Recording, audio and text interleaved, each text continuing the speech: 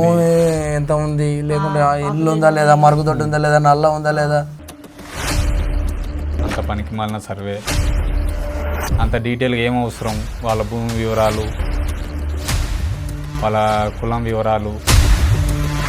Middle class ప్రతి వ్యక్తి కూడా కంపల్సరీ ఇప్పుడు ఏమైందంటే ప్రైవేట్ చేయాలి, గవర్నమెంట్ స్కూల్లో చదువు చెప్తారు అని ఒక ముద్ర పడిపోయింది.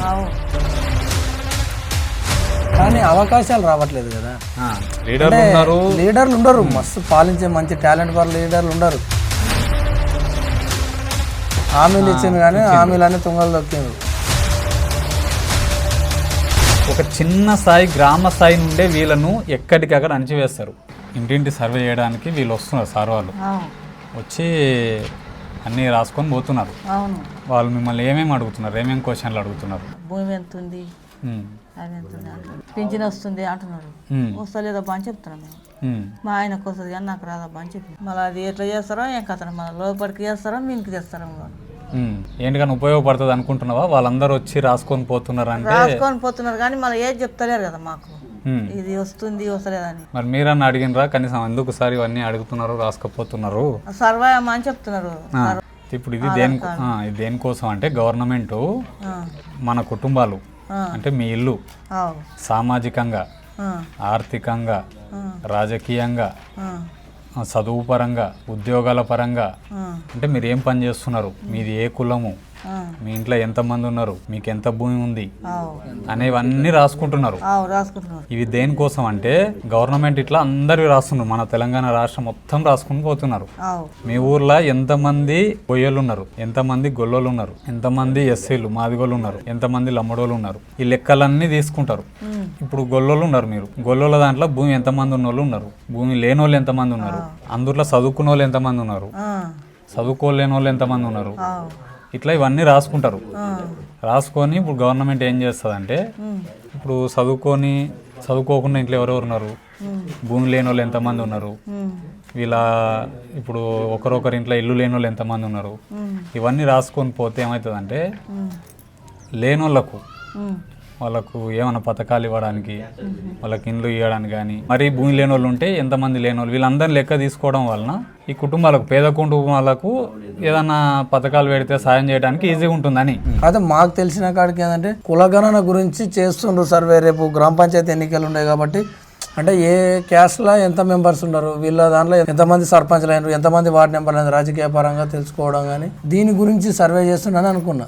కాకపోతే ఈ మొత్తం ఈ విద్యాపరంగా కానీ, రాజకీయ పరంగా కానీ, వృత్తి పరంగా కానీ, లేకుంటే భూమి ఎంత ఉంది, లేకుంటే ఇల్లు ఉందా లేదా, మరుగుదొడ్డు ఉందా లేదా, నల్ల ఉందా లేదా, ప్రతి ఒక్కరు ఇవి అయితే చేస్తున్నారు. కానీ నేనైతే నాకేంటంటే ఈ సర్వే మొత్తం ఓన్లీ కులగణన గురించే అంటే న్యూస్ ఛానల్లో చూసినా కాబట్టి కులగణన గురించి అని అనుకున్నా. సో దీని గురించి మీరు విన్నది, వార్తలు విన్నది కావచ్చు. పార్టీ కూడా స్టార్టింగ్లో మేనిఫెస్టోలో పెట్టింది ఏంటంటే కులగణన చేస్తాము, ఆ జనాభా ప్రాతిపదికన వాళ్ళకు రిజర్వేషన్లు కల్పించి స్థానిక ఎన్నికలలో వాళ్ళకు రిజర్వేషన్లు కల్పించి వాళ్ళకు అవకాశాలు ఇస్తామని అన్నారు.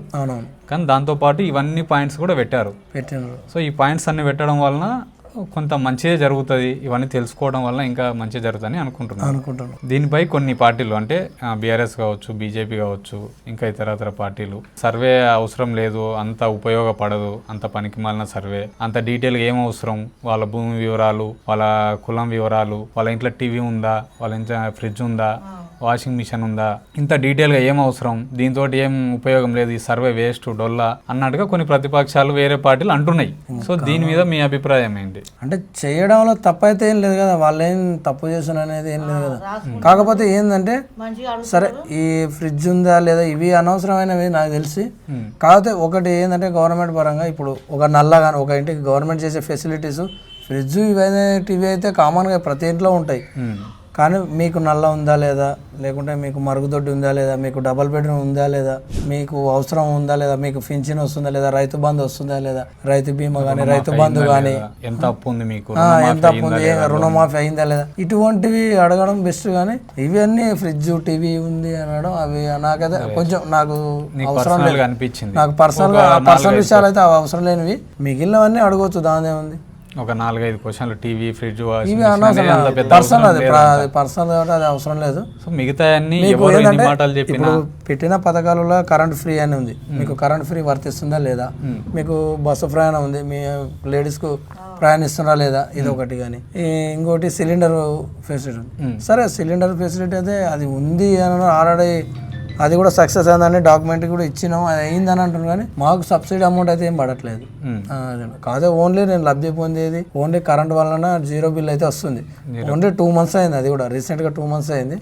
డాక్యుమెంట్ కొత్త ఇంట్లో ఆడవాళ్ళు కావచ్చు, మహిళలు వాళ్ళు బస్సు సౌకర్యం కూడా వినియోగించుకుంటారు. గ్యాస్ ఒకటి సబ్సిడీ పడుతుందా లేదా పడతలేదు, ఎగ్జాక్ట్ గా పడలేదు. పడితేనే ఆటోమేటిక్ గా చెప్పేసాను, ఎందుకంటే నా అకౌంట్కే పడుతుంది కాబట్టి. వాళ్ళను అడుగుతాను, డిస్ట్రిబ్యూటర్లను వాళ్ళని అడిగితే కూడా లేదు సార్ అది మీకే, వాళ్ళ పడితే మీకే పడతాయి, కానీ మాకు చేసే వరకు అయితే 930 రూపీస్ తీసుకుంటుండు. అదే ఇప్పుడు ఈ సర్వే వలన ఇవన్నీ తెలుస్తాయి అన్నమాట, పడుతుందా పడట్లేదు, పడకపోతే ఎంతమంది పడతలేదు. ఈ సర్వే అనేది 90% కరెక్ట్ అనిపిస్తుంది. వాళ్ళకి ఎటువంటి ప్రయోజనాలు చేసి, వాళ్ళకి ఎట్లా పంటలు పండించుకొని, నీళ్ళు లేని వాళ్ళకి నీళ్ళు అందించి అందరికి మంచి చేయాలనే ఉద్దేశంతో సర్వే చేస్తున్నారు. సమగ్ర కుటుంబ సర్వే అనేది సామాజికంగా, ఆర్థికంగా, రాజకీయంగా, ఉపాధి, కుల సమగ్ర కుటుంబ సర్వే అని ఇప్పుడు చేస్తున్నారు. ఈ సర్వే పైన మీ అభిప్రాయం ఏంది? సర్వే చేస్తే కూడా బాగానే ఉంటుంది, ఎందుకంటే ఏ కుటుంబంలో ఏది తక్కువ ఉంది, వాళ్ళకి ఏం అవసరం ఉంది, ఏం చేయాలనేది కూడా తెలుసు కదా గవర్నమెంట్ కూడా.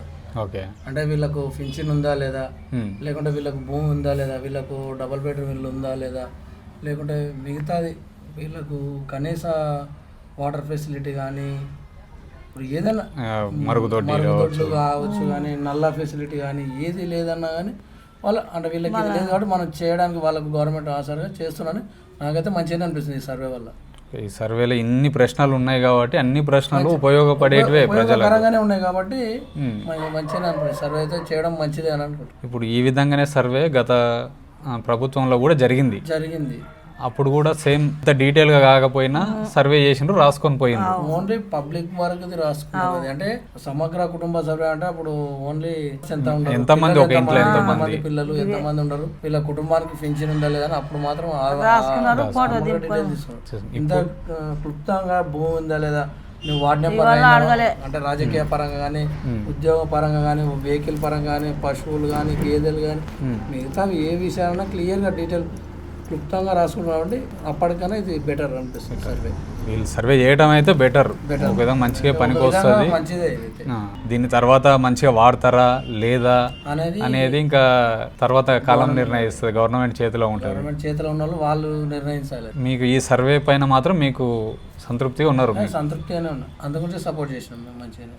అదే గవర్నమెంట్ ఇంట్రెస్ట్ తీసుకొని ప్రైవేట్ కన్నా అదే గవర్నమెంట్ స్కూల్లో అంత నైపుణ్యం గల టీచర్లను వాళ్ళను పెడితే అదే స్ట్రెంత్ మొత్తం ప్రైవేట్ పోయే స్ట్రెంత్ మొత్తం గవర్నమెంట్కి పోతుంది కదా. మిడిల్ క్లాస్ ప్రతి వ్యక్తి కూడా కంపల్సరీ ఇప్పుడు ఏమైందంటే ప్రైవేట్కి వేయాలి, గవర్నమెంట్ స్కూల్లో చదువు చెప్తారు అని ఒక ముద్ర పడిపోయింది. గవర్నమెంట్ చొరవ తీసుకుని అట్లా చేస్తే మాకు కొంచెం ఏంటంటే మిడిల్ క్లాస్ వాళ్ళకు ఫీజుల పరంగా ఒక్కొక్క ఫీజు ఒకరొకరికి మినిమం 30,000 అవుతుంది ఫస్ట్ క్లాస్ వరకు. 30,000 20,000 అదేదో గవర్నమెంట్కి అయితే మాకు ఇంకా ఎక్కువ లబ్ధి చేకూరుతామని ఆలోచన. సో ఇప్పుడు ఆ పాయింట్ కూడా రాసుకుపోయాను, మీ పిల్లలను గవర్నమెంట్ స్కూల్లో చదివిస్తుర్రా, ప్రైవేట్ స్కూల్లో చదివిస్తుర్రా అని రాసుకున్నారు. సో మీరు ఇందులో కోరుకునేది ఏంటంటే, సరే మీ యొక్క కుటుంబ పరిస్థితి వలన కొంచెం పర్వాలేదు, మిగతా వాళ్ళతో పోలిస్తే పర్లేదు, మీ పని మీరు ఉన్నారు. కానీ పిల్లల భవిష్యత్తు గురించి ఏంటంటే వేలకు వేలు ఫీజులు కట్టి ప్రైవేట్కి పంపించాలంటే మీకు బాధ అనిపిస్తుంది, ఆర్థికంగా ఇబ్బంది అనిపిస్తుంది. కాబట్టి అదే గవర్నమెంట్కి ఇస్తారంటే సేఫ్ అవుతుంది కదా అని గవర్నమెంట్ ఉంది. మీకు తెలిసినా తెలియకపోయినా మీరు గవర్నమెంట్కు ట్యాక్స్ కడుతున్నారు. ఆ గవర్నమెంట్ స్కూల్ నడిచేది మీరు కట్టే పన్నుల ద్వారానే నడుస్తుంది. మీరు ఆ స్కూల్కి పంపించినా పంపించకపోయినా మీ జేబుల నుంచి కట్టాల్సిందే దానికి. కానీ ఎందుకు గవర్నమెంట్ పంపించకుండా ప్రైవేట్కి పంపిస్తున్నారు? అంటే టీచర్లు సరిగా ఉండడం లేదు కదా, చదువు విషయంలో సరిగా చెప్పడం లేదు. అందు గురించి అని ఇంకా సరే మనం అంటే చెడిపోయిన పిల్లల భవిష్యత్తు మంచిగా సరే ప్రైవేట్కి పంపిస్తే అరే ఇంకా తొందరగా మంచిగా ఇంట్రెస్ట్గా చెప్తారు కానీ ఏమైనా ఆలోచనతోటి ప్రైవేట్కి పంపిస్తారు. అదే గవర్నమెంట్ స్కూల్లో కరెక్ట్ ఉంటాయంటే పైసలు పెట్టి చదివేయడం కన్నా గవర్నమెంట్ పంపించడం మేలు కదా. చదువు సరిగ్గా లేనందుకే కదా ప్రైవేట్కి పంపిస్తున్నాం. ఇప్పుడు మన ఊర్లో స్కూల్ ఉంది, మినిమం దగ్గర 50 మెంబర్స్ లేరు.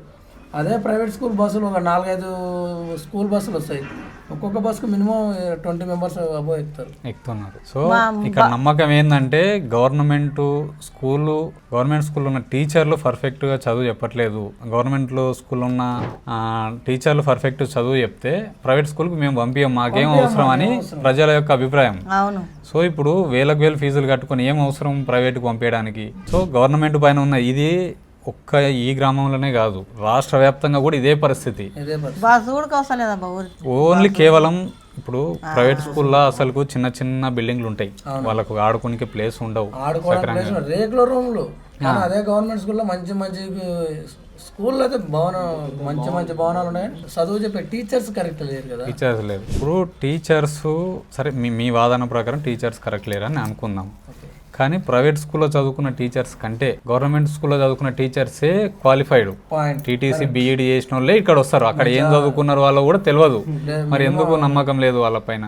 లేదు నమ్మకం అనేది. వీళ్ళు ఏం చేస్తారంటే వీళ్ళు సరే బీఈడి పెద్ద పెద్ద చదువుకున్న వాళ్ళే మంచి క్వాలిఫై ఉన్న ఎడ్యుకేషన్ పరంగా ఉన్న టీచర్సే వచ్చి చెప్తుండ్రు. కానీ వాళ్ళు ఏంటంటే ఈ గవర్నమెంట్ జాబ్ రాందాడు అనేది వీళ్ళు ఇంకా సరేలే మనం పోయినామా, పిల్లలను చూసుకున్నామా, హాజరులు వేసినామా, మన సిగ్నేచర్ చేసినామా, ఏదో పిల్లలకు హోంవర్క్ పెట్టినామా, ఇంకా తర్వాత మనం వెళ్ళిపోయినాం అన్నట్టు వీళ్ళు ఈ రకంగా తీసుకుంటారు. కానీ అరే మనం ఒక ఊరికి వచ్చినాం, మన దగ్గర ఇంతమంది ఈరోజు ఈ సంవత్సరం 20 మంది పిల్లలు ఉండరు, మనం నెక్స్ట్ ఇయర్ ఇంకొక 100 మెంబర్స్ని ఎట్లా పెంచుకోవాలి, మనకి ఈ పిల్లలు మంచిగా చదివిస్తే రేపన్నాడు మనకు కూడా అరే ప్రైవేట్ పోయే పిల్లలు కూడా మొత్తం మలపాలి అనేది టీచర్లు అనుకోవాలి. గవర్నమెంట్ జీతాలు ఇస్తుంది, అంతా చేస్తుంది, ఫెసిలిటీస్ అన్ని ఫెసిలిటీస్ ఉంది, కానీ టీచర్ల లోపం వల్లనే కదా. సో వాళ్ళు జాబ్ వచ్చే వరకు కష్టపడుతుర్రు, జాబ్ వచ్చిన తర్వాత ఏమైతుందంటే మనం పాఠాలు చెప్పినా చెప్పకపోయినా మనకు జీతం వస్తుంది. అదే ప్రైవేట్లో అయితే నువ్వు పర్ఫెక్ట్ వాళ్ళకి ర్యాంకులు రాకుండా మార్కులు రాకపోతే వాళ్ళని ఇమీడియట్గా తీసేస్తారు, నెల 2 నెలలు చూసారు తీసేస్తారు ఇమీడియట్గా. ఆ భయం లేకపోవడం వలన ఈ గవర్నమెంట్ స్కూల్లో కొంచెం చదువు టీచర్ల పైన నమ్మకం పోతుంది, నిర్లక్ష్యమైంది. కులగణన చేసి ఈ విధంగా ఎవరు ఎంతమంది ఉన్నారో ఎవరు వాటా వారికి, ఎంతమంది జనాభా ఉంటే అంత రిజర్వేషన్లు అన్నట్టుగా పార్టీ నిర్ణయం, ప్రభుత్వం యొక్క ఆలోచన. దీనిపైన మీ అభిప్రాయం, ఆ విధంగా చేయడం కరెక్టేనా కాదా? కరెక్టే కదా, చేయడం కరెక్టే. ఎందుకంటే ఇప్పుడు ఏ ఊర్లో ఇప్పుడు ఒక గ్రామ పంచాయతీ ఉంది, గ్రామ పంచాయతీలో యాదవ్స్ ఎంతమంది ఉన్నారు, ఎస్సీలు ఎంతమంది ఉన్నారు, ఎస్టీలు ఎంతమంది ఉన్నారు, వాళ్ళలో ఎంతమంది సర్పంచ్లు అయినారు, ఎంతమంది వార్డు మెంబర్లు అయినారు అనేది తెలుసుకోవడం కరెక్టే కదా. అంటే ఏ క్యాస్ట్లో అయితే అయ్యలేరో వాళ్ళకు కూడా వాళ్ళ రిజర్వేషన్ వచ్చే ఛాన్స్ ఉంటుంది, వాళ్ళు కొందరు అయ్యే ఆలోచన ఉంటుంది కాబట్టి వాళ్ళకు కూడా ఒక సౌకర్యం కల్పించినట్టు అవుతుంది. గవర్నమెంట్ ఆలోచిస్తే మంచిది అది వస్తుంది. ఏముంది ఎవరో ఒకరు అయితే ఏముంది, ఎందుకు కులాల వారీగా లెక్క చేసి చేయటం వలన ఏం ఉపయోగం? కులాల వారి అంటే ఇప్పుడు గవర్నమెంటే చేస్తుంది కదా, ఏ క్యాస్ట్ ఎంతమంది ఉంటారు బీసీలలో, ఎందుకంటే ఎక్కువ శాతం రాజకీయ పరంగా ఎక్కువ లేరు బీసీలలో. ఇప్పుడు మామూలుగా బయట సర్కిల్లో జరిగేదైతే అరే మేము కూడా కావాలి కదా, మేము కూడా ఒక సర్పంచ్ కావాలి, మేము కూడా ఒక ఎంపీటీసీ కావాలి, మేము కూడా ఒక జెడ్పీటీసీ కావాలి, పొలిటికల్ లీడర్లు ఉండరు కదా, కావాలనుకునే వాళ్ళు ఉండరు కదా. మాకు అవకాశం వస్తలేదు, గవర్నమెంట్ సహకరించలేదు, సరే మాకు కూడా ఇప్పుడు క్యాస్ట్ పరంగా తీసుకొస్తాంటే అట్లానే రిజర్వేషన్ వస్తే మాకు కూడా ఛాన్స్ వస్తుందేమో, మేము కూడా అవడానికి ఛాన్స్ ఉంటుంది కదా. ఓకే, ఇప్పుడు ఎస్సీ ఎస్టీలకు రిజర్వేషన్ ఉండడం వలన వాళ్ళకు రిజర్వేషన్ రావడం వల్ల ఖచ్చితంగా పార్టిసిపేట్ చేస్తున్నారు. బీసీలకు రిజర్వేషన్ లేకపోవడం వలన తక్కువ ఇస్తున్నారు. ఈ విధంగా ఉండడం వలన బీసీలు బాగా వెనుకబడిపోతున్నారు, వాళ్ళ గురించి పట్టించుకునే నాదులు లేదు. అంటే రాజకీయ పరంగా ఉండరు లీడర్లు, కానీ అవకాశాలు రావట్లేదు కదా. లీడర్లు ఉండరు, మస్తు పాలించే మంచి టాలెంట్ పర్ లీడర్లు ఉండరు, కానీ బీసీలు ఏమైతుందంటే ఎక్కడ చూసినా రెడ్డిస్ వీళ్ళే ఉన్నారు, ఆధిపత్య కులాల వాళ్ళే ఉండరు, కానీ రావుస్ గానీ రెడ్డిస్ గానీ వీళ్ళ ఆధిపత్యం నడుస్తుంది. అప్పర్ క్యాస్ట్ వాళ్ళ చేతుల్నే మొత్తం నడిచింది. అవును, ఎందుకు వాళ్ళు మంచి చేయలేదంటారా? వాళ్ళు కూడా ప్రజల కోసం మంచిగానే చేసిండ్రు కదా. ఏం మంచిగా చేసిండ్రు, ఏం పెద్ద అంత పూర్తి డెవలప్మెంట్ అయితే ఎవరు అంత సరిగ్గా చేయలేదులే. మా ఊరు పరంగా అయితే అంటే నేను అంటే బయట వాళ్ళ గురించి చూసిపెట్టు, మా ఊరు పరంగా అయితే అంటే పెద్ద డెవలప్మెంట్ ఏం పెద్ద జరగలేదు నాకు తెలిసిన కాడికి. నేను కూడా ఒక వార్డ్ మెంబర్గా ఉన్నా, కానీ ఏది గవర్నమెంట్ వర్క్లు వచ్చినాయంటే వాళ్ళు అప్పర్ క్యాస్ట్ వాళ్ళే చేసారు. కానీ అవును ఒక ఈ ఏరియాకు ఒక వార్డ్ నెంబర్ ఉండవు కదా, ఈ రోడ్ వర్క్ వచ్చింది నువ్వు రోడ్ వర్క్ చెయ్యి, లేకుంటే ఇక్కడ సైడ్ మోరి వర్క్ వచ్చింది ఇది నువ్వు చెయ్యి, ఒక్క వర్క్ అడుగుతా కూడా ఇవ్వలేదు. ఎవరైతే కుటుంబం ఉందో రావుస్ కుటుంబం ఎవరైతే ఉన్నారో వాళ్ళ కుటుంబమే సర్పంచ్, వాళ్ళే మొత్తం పనులు చేసుకుని తిన్నారు, వాళ్ళే చేసుకున్నారు. మన సొంటోళ్ళు బీసీలు వీళ్ళందరికీ ఎస్టీలు ఎస్సీ ఎస్టీలు బీసీలు వార్డు మెంబర్లు అయినరు. ఏ ఒక్క వార్డు మెంబర్ కి కూడా నువ్వు పలానా పని చేసుకొని బతుకు, పలానా మీ వార్డులో ఈ పని చేసుకో అని ఇచ్చిన దాఖలాలు లేవు. మొత్తం వాళ్ళే చేసుకొని తిన్నారు. ఈ ఊరును అన్ని బాగు చేస్తాం, తాండం దత్తత తీసుకుంటా అన్ని చేస్తామని ఎన్నికల్లో హామీలు ఇచ్చింది కానీ హామీలన్నీ తుంగలు దొక్కిండ్రు, ఏది సరిగ్గా చేయకపోయారు. సో ఈ విధంగా అణిచివేయబడుతున్నారు. ఈ ఒక్క మారుమూల గ్రామం, ఈ గ్రామంలో వార్డు మెంబర్గా గడిచిన 4-5 సంవత్సరాల్లో వార్డు మెంబర్గా ఉండి, ఈ ఒక్క వార్డు మెంబర్ కాదు 10 మెంబర్స్ 10 మందిలో 10 మంది ఒక్కరు కూడా ఆ గ్రామ పంచాయతీ నిధుల నుంచి స్వతహాగా 1 లక్ష 2 లక్షల పనులు చేసుకొని వాళ్ళు వార్డుని ఎన్నుకున్నారు.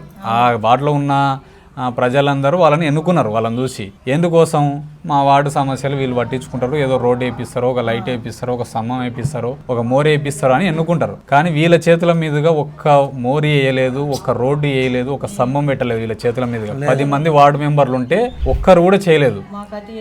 ఏం చేయలేదు. ఎవరు వేసినారు అంటే సర్పంచ్ ఎవరు అంటే ఓసీ, ఒక ఆధిపత్య కులం వాళ్ళు దాదాపుగా ఈ ఊరికి ₹1 కోటి ఫండ్స్ వచ్చినాయి. ₹1 కోటి నిధులలో రోడ్లు కావచ్చు, డ్రైనేజీలు కావచ్చు, ఏ పని చూసుకున్నా సరే, ఆఖరికి గ్రామ పంచాయతీ బిల్డింగ్ కావచ్చు, ఏ పనులు చూసుకున్నా సరే వాళ్ళ కుటుంబం వాళ్ళే వచ్చి పనులు చేసుకుంటారు. వాళ్ళు మాత్రమే లబ్ధి పొందినరు. వీళ్ళు పేరుకు వార్డు మెంబర్లు ఉన్నారంటే ఉన్నారు వీళ్ళంతే. ఏదన్నా వర్క్ అడిగితే ప్రతిపక్షం తరఫున మేము 4 వార్డు గెలిచినాం, వాళ్ళేమో 6 మంది వార్డర్లు.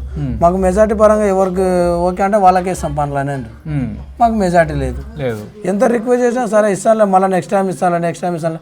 ఏంటంటే గ్రామ పంచాయతీ వర్క్ ఇయ్యారంట కానీ సీసీ రోడ్ వర్క్ ఇస్తానంటారు. సీసీ రోడ్ వర్క్ వేస్తానంటే ఫస్ట్ అయితే సొంత పెట్టుబడి పెట్టాలి. ఫైనల్ బిల్లు వచ్చేంత వరకు మినిమం 6 మంత్స్ పడుతుంది, 1 year పడుతుంది, 1.5 years కూడా పడుతుంది. అదే నువ్వు జీపీ వర్క్ ఇయ్యని రాదు అని అంటే అవి మోరీలు మేమే చేసుకుంటాం. అంటే జీపీ వర్క్ అంటే సెక్రటరీ సర్పంచ్ సంతకం పెడితే అమౌంట్ వస్తుంది.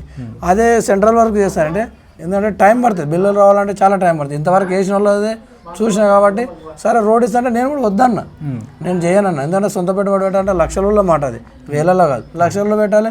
తర్వాత రాకపోతే అవి వచ్చే వరకు వడ్డీలో కూడా సరిపోదు. సో ఇది ప్రజలారా, రాష్ట్ర వ్యాప్తంగా తెలంగాణ ఏర్పడక ముందు ఉమ్మడి ఆంధ్రప్రదేశ్ ఉన్నప్పుడు ఆధిపత్య కులాలదే ఆధిపత్యం రాష్ట్రం మొత్తం. తెలంగాణ ఏర్పడిన తర్వాత కూడా ఆధిపత్య కులాలకు సంబంధించిన వాళ్ళే ముఖ్యమంత్రి, దళిత ముఖ్యమంత్రిని చేస్తా అన్నారు. మళ్ళీ తీరా చూస్తే కేసీఆర్ గారే ముఖ్యమంత్రి అయ్యారు. పోనీ ఆయన ఆధ్వర్యంలోనన్నా పేద ప్రజలకు, ఎస్సీ ఎస్టీ బీసీలకు కావచ్చు, వీళ్ళకి ఏమైనా ప్రయోజనాలు పొందినాయంటే లేదు. ఇప్పుడు వచ్చిన గవర్నమెంట్లో కూడా ఏమన్నా వీళ్ళ బతుకులు మారుతున్నాయంటే అంతంత మాత్రంగానే ఉన్నాయి. అందుకోసమే అనేది, ఎందుకంటే ఈ కులగణన, సమగ్ర కుటుంబ సర్వే, బీసీలకు అవకాశాలు కావాలి, బీసీలు వెనకబడిపోతున్నారు. ఇప్పుడు వాళ్ళందరూ సక్రమంగా పాలించింటే వీళ్ళందరూ బతుకులు ఎందుకు ఇట్లా ఉంటాయి? ఇప్పటికీ కూటి కోసం తనలాడుతున్నారు. ఒక్కరోజు ఇంటికాడ ఉన్న, ఒక్కరోజు పని చేయకపోయినా రెక్కాడితే కానీ దొక్కాడని పరిస్థితులు వీళ్ళందరూ సక్రమంగా పని చేసింటే స్వాతంత్రం వచ్చి ఇప్పటికీ 70-80-78 సంవత్సరాలు అవుతున్నా కూడా వీళ్ళ బతుకులు ఎందుకు మారలేదు అంటే ఇదే కారణం. ఆధిపత్య కులాల యొక్క ధోరణి, వీళ్ళ అణచివేతనే. ఎందుకు ఇప్పటి వరకు బతకనికి ఏముండదు. ఒక్క కుటుంబం ఉంది మా ఊర్లోనే చెప్తా ఎగ్జాంపుల్కి. ఆ ఒక్క కుటుంబంలోనే ఒక్కరు కూడా ఖాళీ ఉండరు. అందరు ఏదో రకంగా ఉద్యోగం చదువుకున్నారు, వాళ్ళ పిల్లలు బాగా చదువుకున్నారు, వాళ్ళ పిల్లలను విదేశాల్లో చదివిస్తున్నారు. ఒక కుటుంబంలో లాయర్ ఉన్నారు, టీచర్ ఉన్నారు, అడ్మినిస్ట్రేషన్ డిపార్ట్మెంట్లో ఉన్నారు. ఆఖరికి ఈ ఊర్లో అంగన్వాడీ టీచర్ పోస్ట్లో కూడా వాళ్ళే ఉన్నారు. ఒక రేషన్ షాపు డీలర్ కూడా వాళ్ళ కుటుంబంలోనే ఉన్నారు, వాళ్ళ కుటుంబం కంట్రోల్లోనే ఉంది. ఆఖరికి ఇంత అంటే ఒక్క కుటుంబం చేతిలో ఈ ఊరు మొత్తం వాళ్ళ చేతిలో ఉంది. వాళ్ళ ఇంట్లో చదువుకున్న వాళ్ళు ఉన్నారు, వాళ్ళ ఇంట్లో బాగుపడిన వాళ్ళే ఉన్నారు. సరే, ఉద్యోగాలు కాసేపు పక్కన పెడితే రాజకీయంగా చూస్తే అంత ఉన్నప్పటికీ కూడా సర్పంచ్ పదవి కావాలి, రాజకీయ లబ్ధి కావాలని దానికోసం ప్రజలకు మాయమాటలు చెప్పి, ప్రజలకు మోసం చేసి మేము ఊరిని అభివృద్ధి చేస్తాం, అది చేస్తాం అని చెప్పేసి ఎలక్షన్లో చెప్పి గెలిచిండ్రు. సరే పోని గెలిచిన తర్వాతనన్నా 10 మంది వార్డు మెంబర్లు ఉన్నారు. సరే 4 ప్రతిపక్షంలో ఉన్నారు, ఇంకొక 6 మంది ఉన్నారు వాళ్ళ తరపు నుంచి నిలబడిన 6 మంది వార్డు మెంబర్లే ఉన్నారు. ఆ 6 మందికి కూడా ఒక్క పని కూడా ఇవ్వలేదు. ఆ పనుల గురించి అడిగితే ఇస్తున్నారు, గ్రామ పంచాయతీకి సంబంధం లేకుండా వేరే ఫండ్స్ ద్వారా వచ్చేదాన్ని ఇస్తున్నారు. అవి ఎందుకు ఇస్తున్నారు అంటే అది ఎప్పుడు బిల్ అవుతుంది, అది ఎప్పుడు ఫండ్స్ వస్తాయి, అది ఎప్పుడు వస్తుంది, ఎవరు గ్యారంటీ లేదు. అటువంటి పనులలో వీలాసొంటలకు ఆశ చూపించి వీళ్ళకి తెలియకుండా ఇరికిచ్చిండ్రు. కొందరు అందులో కూడా ఇరుక్కున్నారు, ఇరుక్కుపోయి ఆ పనులు చేసి అప్పుల్లో పడ్డారు. అప్పుల్లోకి కూరుకుపోయినరు. శ్మశాన వాటికి పట్టుకొని ఒక 4 మంది పట్టుకొని ఆర్థికంగా చాలా ఇబ్బంది. అందుట్లో మా బాబాయ్ కూడా ఒక వార్డు నెంబరే కదా ఆయన. ఇక్కడ తెలుసుకోవాల్సింది ఏంటంటే ప్రతి క్షణం ప్రతి చోట అణచివేత అణచివేత అణచివేత. ఒక గ్రామ పంచాయతీకి సంబంధించిన పని ఇవ్వమంటేనేమో ఇవ్వరు. అదే ఫండ్స్ రానివి ఇప్పుడు శ్మశాన వాటిక ఉంది, డంపింగ్ యార్డ్ ఉంది, సీసీ రోడ్లు ఉన్నాయి, అవి ఇమ్మీడియట్గా రావు. ఆ ఫండ్స్ ఆ పనులు చేస్తానంటే ఇమ్మీడియట్గా బిల్లులు రావు, ఇమ్మీడియట్గా కావు. అటువంటి ఇబ్బందులు అప్పుల బాధలు పడేటేమో వీళ్ళకి ఇచ్చారు, వీళ్ళని ఎత్తిన పెట్టి వీళ్ళు అప్పులో కూరుకుపోయినారు. వాళ్ళని నమ్మి వాళ్ళ ఎమ్మడి తిరిగిన వాళ్ళకు కూడా లబ్ధి చేయలేదు. అంటే వీళ్ళ యొక్క ధోరణి ఎలా ఉంటుంది, వీళ్ళ యొక్క అహంకారం, వీళ్ళ యొక్క ఆధిపత్యం ఎలా ఉంటుంది అనేది గమనించాలి. గ్రామ స్థాయిలోనే చెప్తున్నా, ఒక వార్డు మెంబర్ స్థాయిలోనే ఇది. అంటే ఇంక నువ్వు పైకి వెళ్ళే కొద్దీ గమనించండి, ఎంపీటీసీ, జెడ్పీటీసీ, ఎమ్మెల్యే, ఎంపీలకు పోయే వరకు మీరు ఒకసారి గమనించండి. ఒక చిన్న స్థాయి గ్రామ స్థాయి నుండే వీళ్ళను ఎక్కడికక్కడ అణచివేస్తారు. బలిసినోడేమో బలిసిపోతుండు, పేదవాడు ఇంకా పేదవాడిగా అయిపోతున్నారు. గ్రామ స్థాయిలో కూడా ఈ విధంగా అణచివేత ఉంది. ఈ అణచివేతను ఎదుర్కోవాలంటే దీనికల్లా ఒకటే మార్గం, రాజాధికారం. రెండవది అతి ముఖ్యమైనది విద్య, వైద్యం. ఒకటి మాకు నాణ్యంగా అందించండి, మిగతాది మీరు ఏం చేసుకున్నపోయినా మా కష్టం మేము చేసుకుంటాం, మా బతుకులు మేము బాగుపడతాం. మాకు ఉచితంగా ఏ పథకాలు అవసరం లేదు, మీరు ఉచితంగా ఇది ఇస్తున్నాం అది ఇస్తున్నాం అవసరం లేదు. ఓన్లీ స్కూల్స్ ఒకటి, హాస్పిటల్స్ ఒకటి మంచిగా అందించండి, మాకు చేతి నిండా పని చేసుకోవడానికి అవకాశం కల్పించండి అని కోరుకుంటున్నారు. సర్వే చేసినంత మాత్రాన వీళ్ళ బతుకులు బాగుపడతాయి అనేది నమ్మకం లేదు. కానీ సరే, సర్వే చేస్తున్నారు, మీరు వీళ్ళ స్థితిగతులు ఏందనేది తెలుసుకోండి. ఈ ప్రజలు అనుకుంటున్న అభిప్రాయం ఇది. దీనిపైన మీరు కూడా కామెంట్ చేయండి, వీళ్ళు అనుకుంటున్నది కరెక్టా కాదా, ఈ విధంగానే మీ ఊర్లో కూడా ఉందా. సార్ నమస్తే సార్.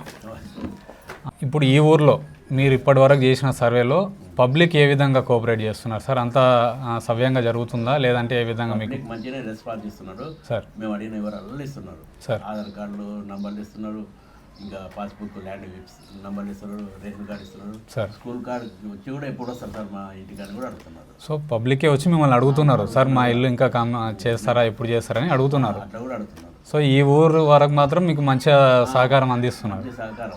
ఇంకేమన్నా మీకు ఇబ్బందులు ఎదురవుతున్నాయా సార్ వీళ్ళ వలన, ఏమన్నా పబ్లిక్ వలన? ఇబ్బంది ఏం లేదు, కానీ సాయంత్రం టైం, ఉదయం టైం అయితే బాగుంటుంది. సార్ మధ్యాహ్నం కొద్దిగా దొరుకుతుంది. మీకు ఇచ్చిన అందుబాటులో లేరు, ఓకే, సాయంత్రం ఉంటే మంచి అందుబాటులో ఉన్నారు. మీకు ఇచ్చిన టైం ఏమో మధ్యాహ్నం తర్వాత ఈవినింగ్ వరకు చేయాలని మీకు ఇచ్చిన టైం. స్కూల్ చెప్పాలి, మళ్ళీ ఇక్కడికి రావాలి, స్కూల్ టైమింగ్స్ అయినాక 1 o'clock. దానివల్ల కొంచెం డిలే అవుతుంది సార్. ఇప్పుడు మీరు అడిగిన అన్ని ప్రశ్నలకు చెప్తున్నారు కదా సార్. ఏమన్నా 1-2 ప్రశ్నలకు ఏమన్నా వాళ్ళ తరపు నుంచి వచ్చే అభ్యంతరాలు, ఇబ్బందులు ఉన్న ప్రశ్నలు ఏమి లేవులే సార్? సో ఇక్కడ వరకు అయితే మీకు అందరూ మంచిగానే కోఆపరేట్ చేస్తున్నారు. ఎందుకంటే బయట కొన్ని చోట్ల చూస్తున్నాము, పబ్లిక్ కాస్త ఫ్రీగా సపోర్ట్ చేయట్లేదు, కొన్ని ఇబ్బందులు ఈ ఊళ్ళో బాగానే ఎక్కువ అడుగుతున్నారు కదా అట్లానే. ఈ ఊళ్ళో అడిగిన వల్ల చెప్తున్నాను మంచిగా. సో ఇక్కడ ఉన్న వాళ్ళు అయితే అందరూ మంచిగా సపోర్ట్ చేస్తున్నారు. మీకు ఈ టైమింగ్ ప్రాబ్లం ఉంది కదా సార్? ప్రాబ్లం ఉన్న ప్రశ్నలు లేవు. ఓకే, వాళ్ళ పట్టపు వివరాలు, ఆధార్ వివరాలు, ఆస్తుల వివరాలు, ఇంకా ఫోన్లు, టీవీలు, రిఫ్రిజిరేటర్లు అట్లాంటివి, ఇంకా ఆవులు, గేదెలు, మేకలు అట్లాంటివి అన్నీ మంచివే ఉన్నాయి. ఒకటి కులాంతర వివాదం ఒకటి ఉంది, అది ఎట్లా లేరు అట్లే ఉన్నాయి. అదే సార్. అంటే సార్ ఇప్పుడు ఇందాకనే పెద్దమ్మని అడిగినట్టుగా మీరు అడుగుతున్నారు, మీరు వస్తున్నారంటేనే ఏదో ఒక పని కోసం, ఏదో ఒక పర్పస్ కోసం వస్తున్నారని వాళ్ళ లోపల భావన ఉంది. అది ఏ విధంగా ఉపయోగపడుతుంది ఏంటి అనేది కూడా ఏమన్నా అడుగుతున్నారా సార్ మిమ్మల్ని? అడుగుతున్నారు. అదే చెప్తున్నాను, గవర్నమెంట్కు ప్రతి ఊర్లే కుటుంబం యొక్క ఆర్థిక వ్యవహారాలు కానీ, రాజకీయం కానీ, ఏమన్నా విద్యాపరంగా, ఉద్యోగపరంగా ఏమన్నా ప్రయోజనాలు పొందినరా, పెన్షన్లు ఎంత పొందినరు, ఏమేమి లబ్ధిలు పొందినరు, వాళ్ళ వివరాల కోసం సేకరిస్తున్నారు, చెప్తున్నారు కూడా. ఓకే, సో కొందరు అడుగుతున్నారు, మీరు చెప్తున్నారు. దాదాపు అడుగుతున్నారులే, మేము అడిగినప్పుడు చెప్తారు కదా. అదే సార్. ఇప్పుడు మీ సర్వే సవ్యంగా ఇంకా వేగవంతంగా జరగడానికి పబ్లిక్ ఏ విధంగా మీకు సపోర్ట్ చేయాలంటారు? ఇంకా త్వరగా కావాలంటే వచ్చినప్పుడు అందుబాటులో ఉండాలి. ఇప్పుడైతే స్టార్టింగ్ కానీ ఇప్పుడు పికప్లోనే ఉంది, వీళ్ళు కూడా తెలుసుకుంటున్నారు. ఓకే, స్పీడ్ అప్ అవుతుంది. స్పీడ్ అవుతుంది. స్టార్టింగ్ లేదంటే కొంచెం కన్ఫ్యూజన్ కొత్త కాబట్టి కొంచెం లేట్ అయింది, ఇప్పుడు స్పీడ్ అప్ అవుతుంది. అంటే పబ్లిక్ కూడా అనుకుంటున్నారు, అంటే ఏదంటే సర్వే చేస్తుంటే మా ఇల్లు సర్వే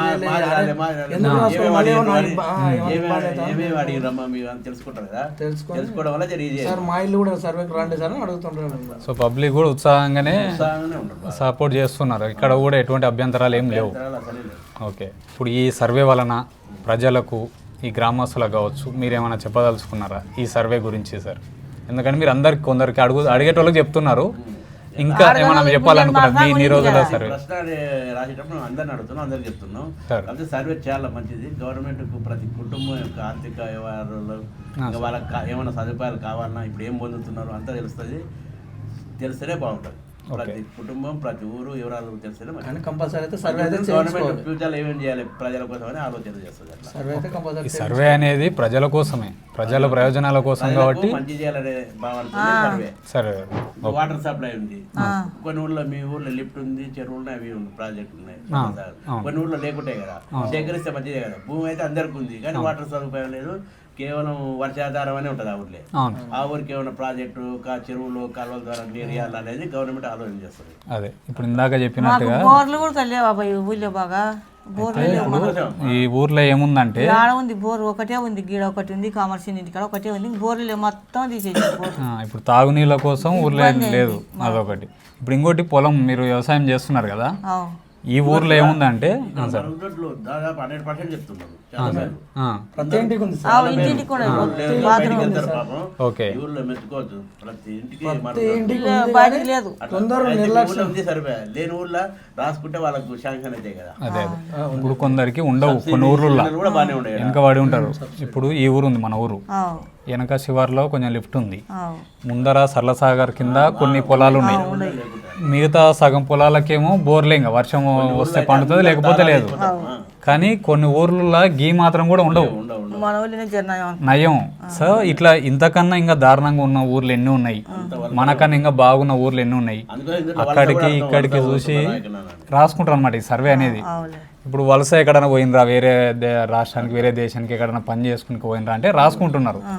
ఎందుకోసం పోయినరు, వేరే దేశం వేరే ఊరు ఎందుకు పోతారు, ఇక్కడ ఏం లేకపోతేనే కదా పోయేది. ఇవన్నీ రాసుకుంటారు అనమాట. ఈ సర్వే అనేది మన కోసమే, మన ప్రజలకు మరీ వెనకబడిన వాళ్ళు ఎట్లా వాళ్ళకి ఎటువంటి ప్రయోజనాలు చేసి వాళ్ళకి ఎట్లా పంటలు పండించుకొని నీళ్ళు లేని వాళ్ళకి నీళ్ళు అందించి అందరికి మంచి చేయాలనే ఉద్దేశంతో సర్వే చేస్తున్నారు. ఎన్యుమరేటర్ మేడం అడిగిన డీటెయిల్ మనం ఇచ్చే ప్రయత్నం చేద్దాం.